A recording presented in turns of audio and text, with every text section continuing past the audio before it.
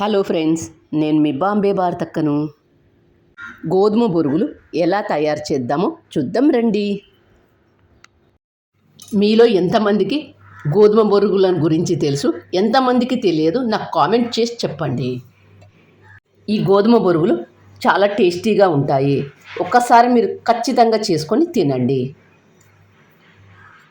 గోధుమ బొరుగులు 3 కప్స్, పల్లీలు పావు కప్, కరివేపాకు కొద్దిగా, కారం 1 టేబుల్ స్పూన్, ఉప్పు 1/2 టేబుల్ స్పూన్, పసుపు చిటికెడు, వేయించిన జీలకర్ర పొడి 1/2 టేబుల్ స్పూన్. ఇవి గోధుమ బొరుగులు.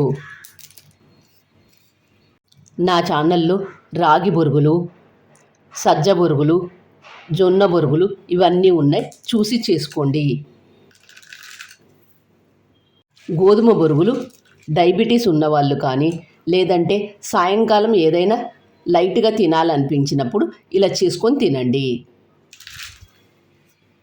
ఈ గోధుమ బొరుగులు నేను డీమార్ట్లో తీసుకున్నాను. గోధుమ బొరుగులు 3 కప్పులు తీసుకొని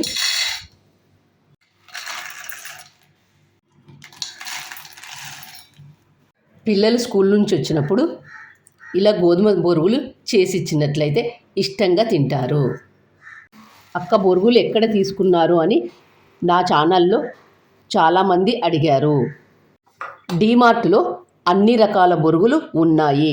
రాగి బొరుగులు, సజ్జ బొరుగులు, జొన్న బొరుగులు ఇవన్నీ ఉన్నాయి. గోధుమ బొరుగులు అన్నీ ఉన్నాయి.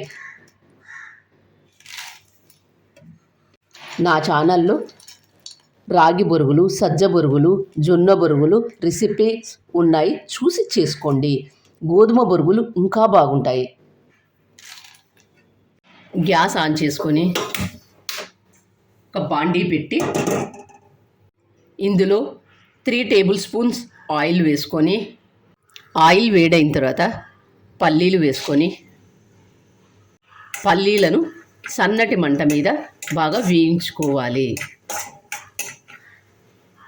ఏదే కానీ మాడిపోకుండా చూసుకోండి.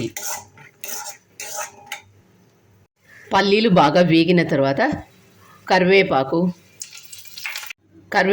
బాగా వేగిన తర్వాత పసుపు, కారం, ఉప్పు తక్కువగా వేసుకోండి. గోధుమ బొరుగులలో ఉప్పు ఎక్కువగా ఉంటుంది. గోధుమ బొరుగులు వేసుకొని కలుపుకోవాలి. అంతా ఒకసారి బాగా కలుపుకొని ఒక 2 నిమిషాలు ఉంచి, గోధుమ బొరుగులు లైట్గా ఉంటాయి కాబట్టి ఎన్ని తిన్నా ఏమీ కావు, ఆరోగ్యం కూడా బాగా ఉంటుంది. ఇలాంటి ఆరోగ్యకరమైన ఫుడ్ చేసుకొని తినండి. ఎప్పుడు ఒకే రకం బొరుగులు కాకుండా ఇలా గోధుమ బొరుగులు కూడా చేసుకొని తింటే చాలా బాగుంటుంది. గ్యాస్ ఆఫ్ చేసే ముందు జీలకర్ర పొడి వేసుకొని 1 నిమిషం పాటు వేయించుకొని గ్యాస్ ఆఫ్ చేసుకోండి.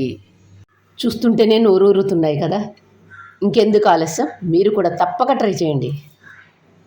మీకు ఎలా వచ్చిందో నాకు కామెంట్ చేసి చెప్పండి. Thank you for watching.